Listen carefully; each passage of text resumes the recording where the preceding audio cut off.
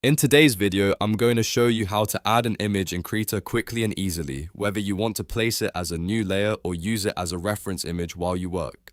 This is a super useful trick for digital artists, designers, and anyone who wants to bring an external image into their Krita project without wasting time. If this tutorial helps, make sure to hit the like button and subscribe for more easy Krita guides like this one. Alright, let's jump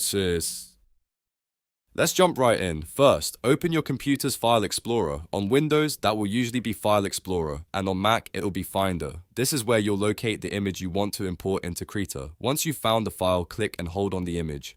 Now, with Krita already open in the background, drag that file directly into the middle of the Krita window. Make sure you drag it into the canvas area, not just somewhere outside the workspace, because that's what triggers the import options. As soon as you release the mouse button, a pop-up menu will appear. This is the important part, because Krita gives you a few different ways to handle the image. If you want the image to become part of your actual artwork, choose Insert as New Layer.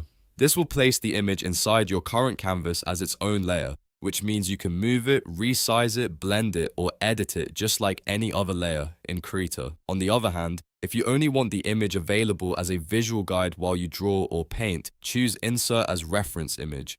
This is great when you're tracing shapes, matching colors, studying anatomy, or following a sketch from another file.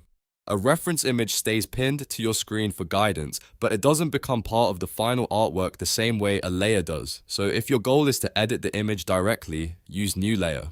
If your goal is just to look at it while you create, use Reference Image. And that's really all there is to it. With just a simple drag and drop, you can bring images into Krita in seconds and choose the exact way you want to use them. If this video helped you out, please give it a like, subscribe to the channel, and turn on notifications so you don't miss the next Krita tutorial.